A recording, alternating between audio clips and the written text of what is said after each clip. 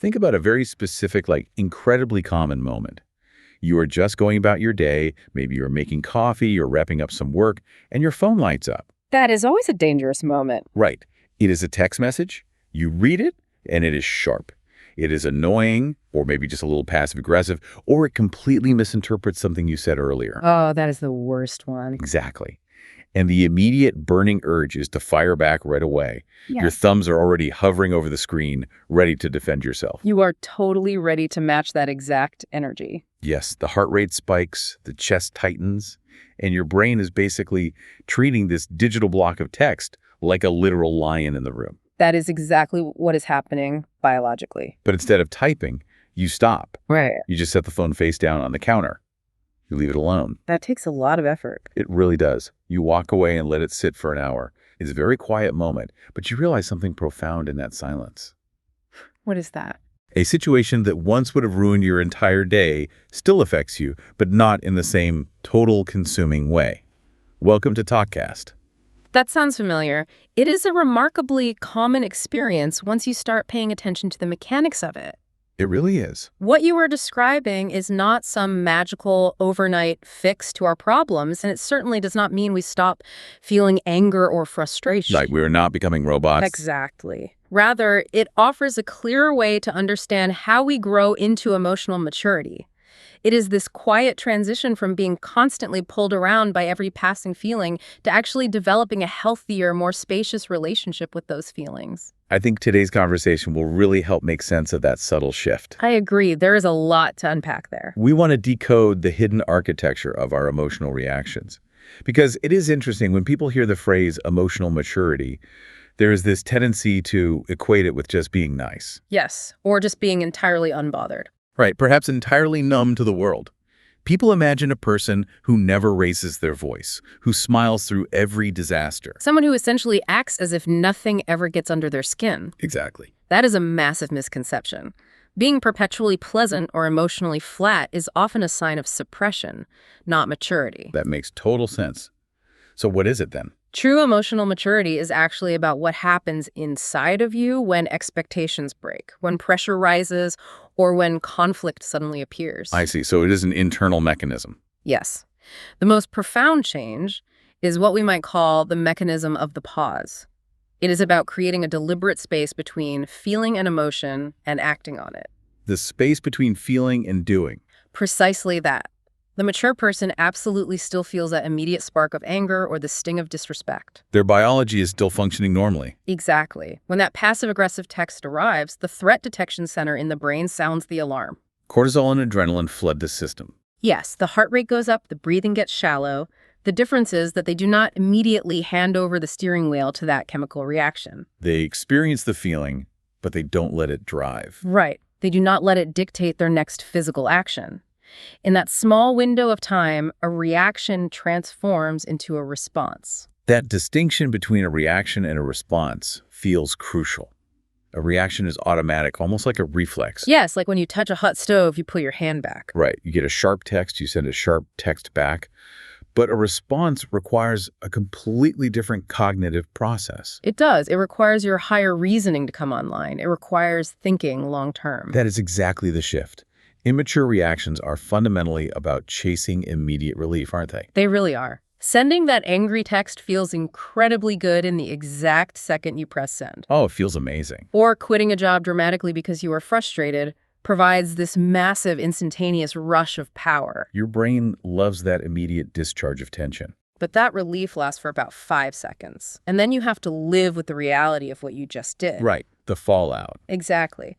Mature responses consider the after effect.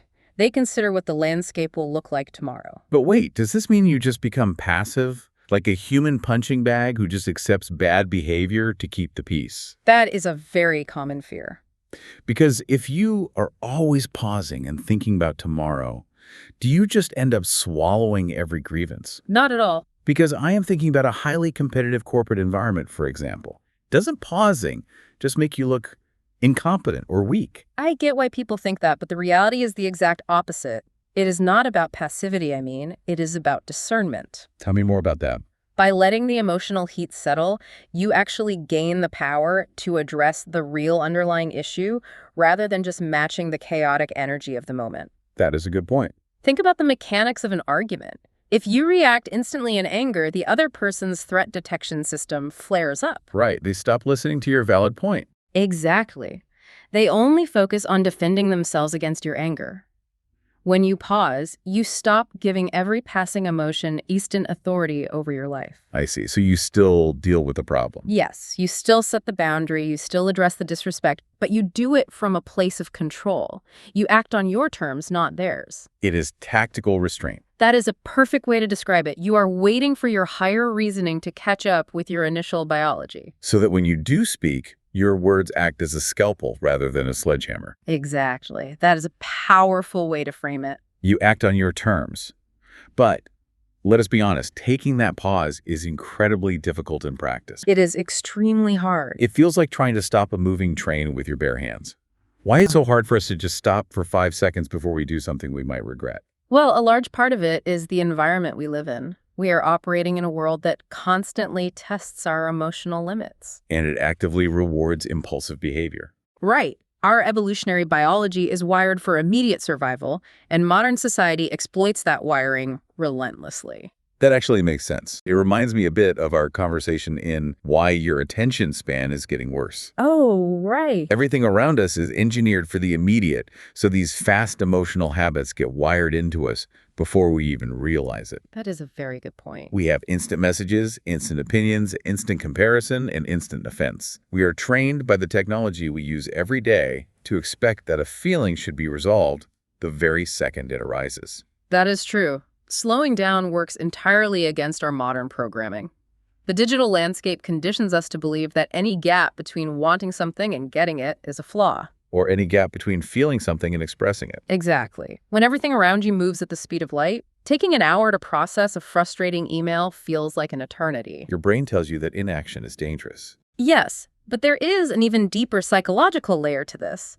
A lot of what we consider unhealthy or reactive behavior is actually just discomfort avoidance in disguise. Discomfort avoidance.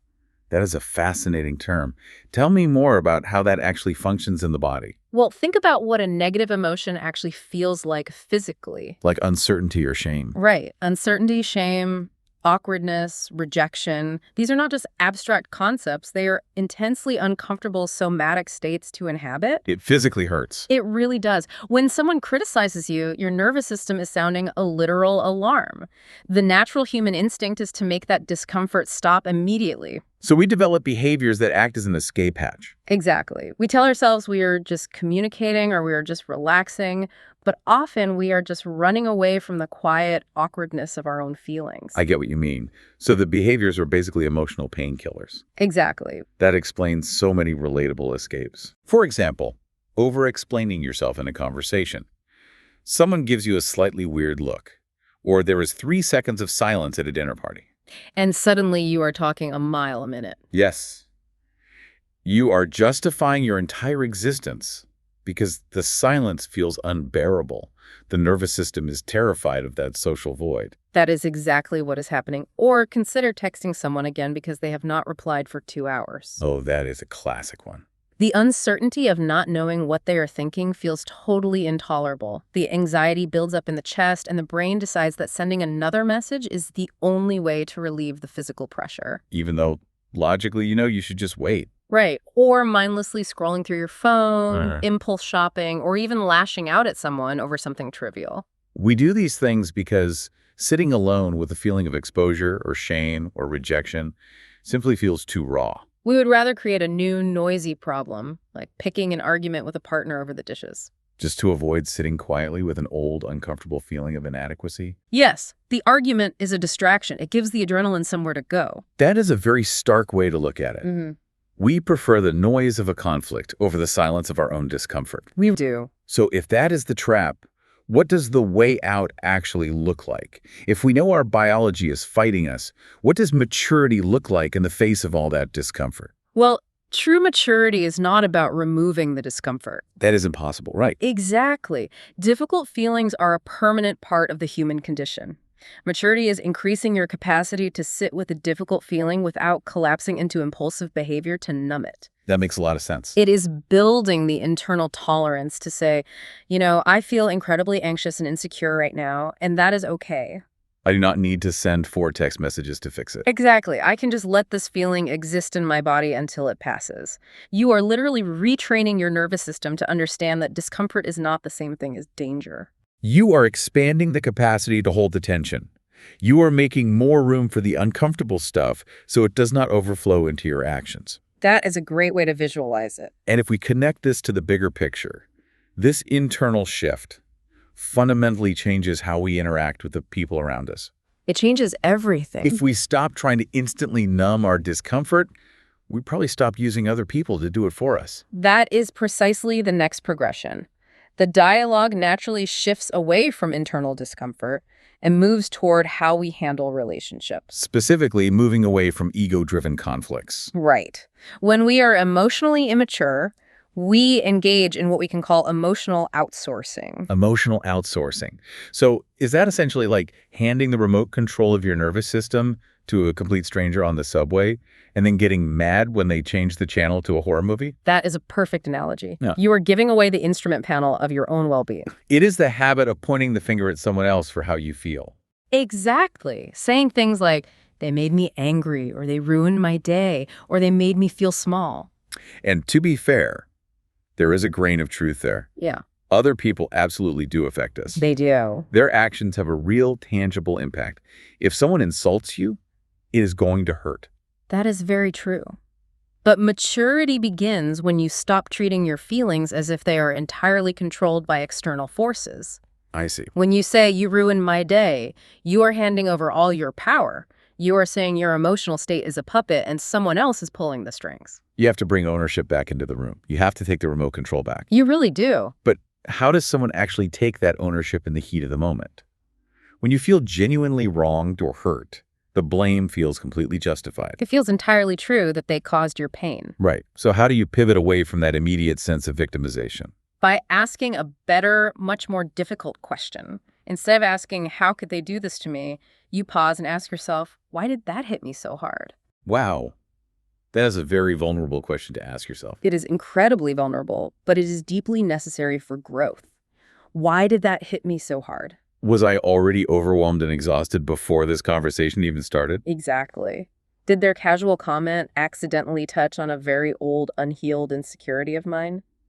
Am I actually angry at them, or am I angry because this situation reminds me of a time I felt powerless in the past? Yes. It is absolutely not about blaming yourself for someone else's bad behavior. It is simply recognizing that your feelings are your job to understand, regardless of who triggered them. That makes total sense. It separates the event from your reaction to the event. The event is on them, but the reaction is on you. That is the crucial distinction. And this really sheds light on why arguments often drag on so much longer than they need to. Oh, definitely. You see couples or colleagues arguing for hours long after the useful problem-solving part of the conversation is over. They're just going in circles. Repeating variations of the same points, escalating the volume. Exactly. Why does that happen? That happens because the underlying goal of the conversation has quietly changed without either person realizing it. How so? In the beginning, the goal might have been to find the truth, or to resolve a scheduling issue, or to figure out what went wrong with a project. Right, a practical goal. But at some point, usually when someone feels a flash of insecurity, misunderstanding, or shame, the goal changes. The new goal becomes protecting the ego. I get it.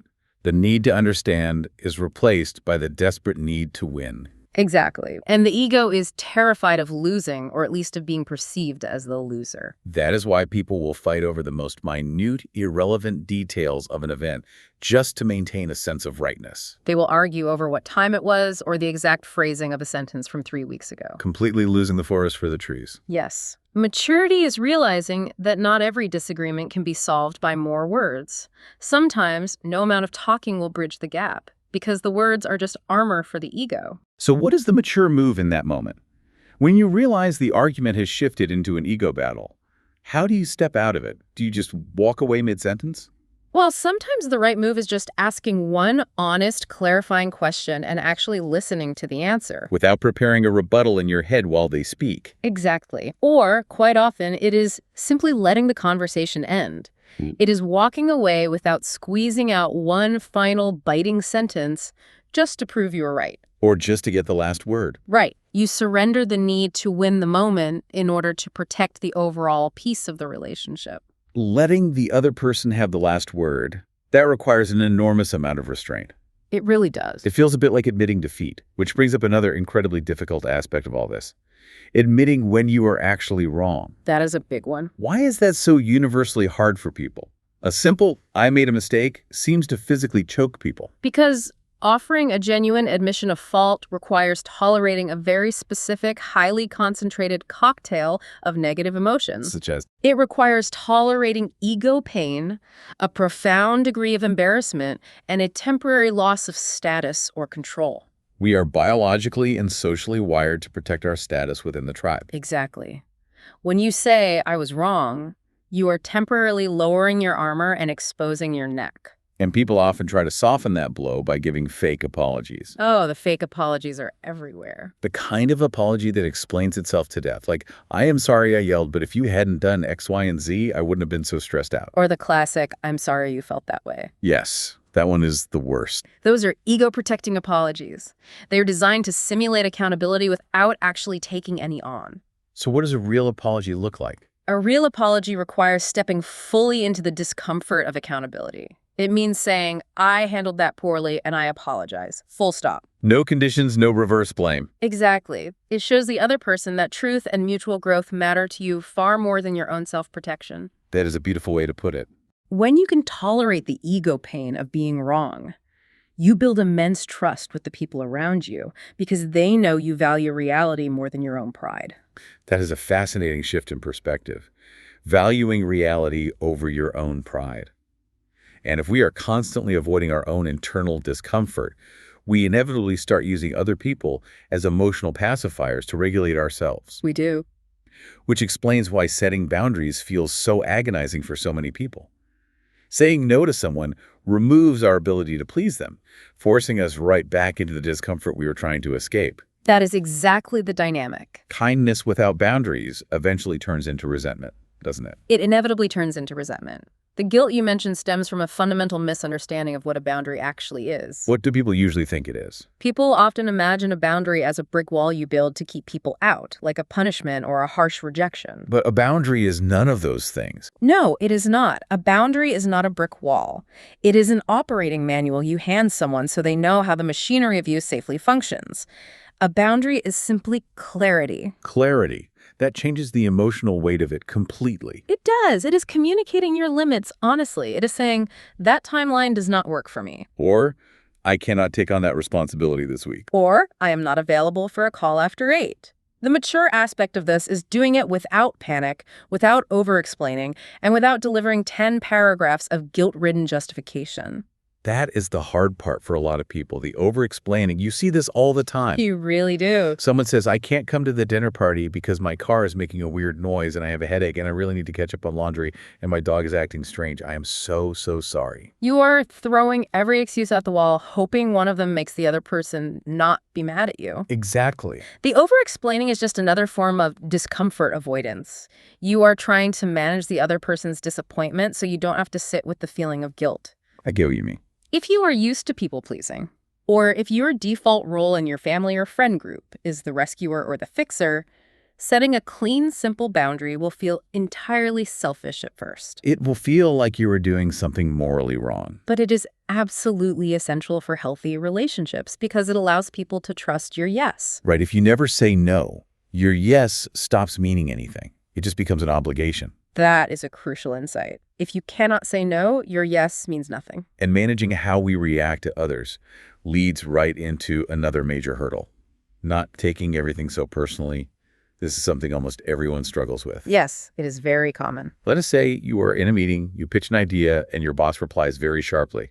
They say, we don't have time for that right now, let's move on. That stings. It does. The immediate internal narrative is usually, I must have done something wrong, my idea was stupid, they don't respect me, I am probably going to be fired. The spiral begins instantly. That spiral is a perfect example of how our brains try to make sense of the world by placing ourselves at the absolute center of it. Tell me more about that. It is a survival mechanism, basically monitoring the environment for threats to our status. We assume that every action directed toward us is entirely about us. Right. But if you step back and observe the wider context, you realize that people almost always act from their own stress, their own limits, or their own history. So the sharp reply from the boss might have absolutely nothing to do with my idea or my worth as an employee. It is highly likely they just got off a terrible phone call with a client. Or they are secretly worried about budget cuts. Or they simply did not sleep well because their toddler was awake all night. Maturity is becoming less self-centered in the most literal sense of the term. Meaning what exactly? It is taking yourself out of the center of every emotional event happening around you. That is an unexpected angle. We usually think of being self-centered as being arrogant or vain, like someone talking about themselves constantly. Right, but there are other forms. You are saying that anxiety and taking things personally are also forms of being self-centered. It is the underlying belief that everyone's mood is a direct reaction to you. Precisely. It is an anxious egocentricity. You are assuming you have so much power that you dictate the emotional weather of everyone in the room. That makes a lot of sense. When you finally accept that other people's bad moods, sharp tones, or distant behaviors are usually about their own internal struggles, it heavily protects your energy. You stop carrying the weight of their unresolved stress. You can still read the room, you can still be empathetic and professional, but you do not internalize their reaction as a referendum on your inherent worth. And that ability to not absorb everyone else's stress must be vital when you are dealing with an actual crisis. It is essential. If you do not take things personally, you can stay much calmer under pressure.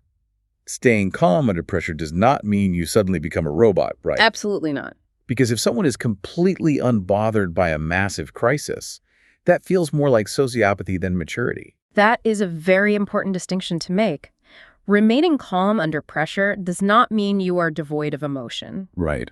When a crisis hits, say a major project deadline is missed, or a pipe bursts in your house, or a serious interpersonal conflict arises, your chest is still going to tighten. Your thoughts are still going to race for a moment. Adrenaline is still going to flood your system because your biology is working correctly. The difference is not the absence of the stress response. The difference is the speed of your recovery. The speed of recovery. That is the metric. Yes. You learn to recognize the panic washing over you, but you actively choose to engage your prefrontal cortex to slow the situation down. You force yourself to prioritize the immediate next step. Like shutting off the water valve or calling the client rather than catastrophizing about the next 10 years. Right. And most importantly, you act as a container for that stress. You do not immediately spread the panic to everyone else in the room by screaming or running around frantically. You contain it, process it, and convert it into useful directed action. Exactly. That makes total sense. You act as a circuit breaker for the panic, rather than a conductor that just passes the electrical shock onto whoever is standing nearby. You stop the flow of chaos. It all comes back to having that internal space to process what is happening. But it seems like none of these things, the boundaries, the taking ownership, the slowing down, none of this works without a really solid foundation of self-awareness. That is very true. You cannot pause your reaction if you do not even know what is triggering you in the first place. That is the bedrock of everything we are discussing. You have to understand your own psychological machinery. You need to know your historical triggers. You need to notice what specific tone of voice makes you instantly defensive. You need to be able to spot the emotional loops you constantly get stuck in. Are you prone to fleeing? Are you prone to fighting? Are you prone to fawning and people-pleasing? And it is so easy to avoid that level of self-examination. Right. It is so common for people to defend their bad habits by just throwing up their hands and acting like it is an immutable personality trait. Yes, people do that all the time. You hear people say, well, that is just who I am. I'm just a hot-headed person. Or, I just tell it like it is, take it or leave it.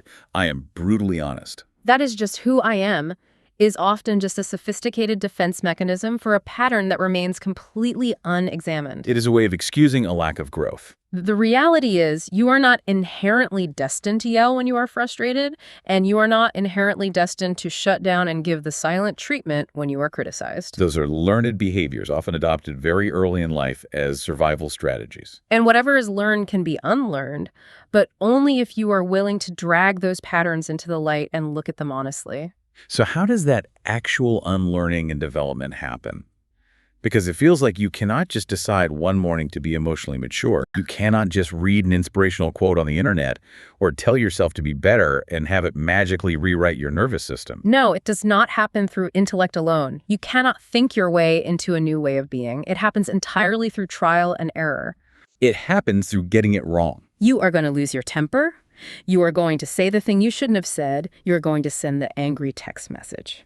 But instead of just moving on and ignoring it, or blaming the other person, you sit in the mess afterward. You reflect on it, you feel the regret, and you ask yourself the hard questions. What triggered that? Where did I lose control? What was I actually trying to protect in that moment? Growth starts in discomfort.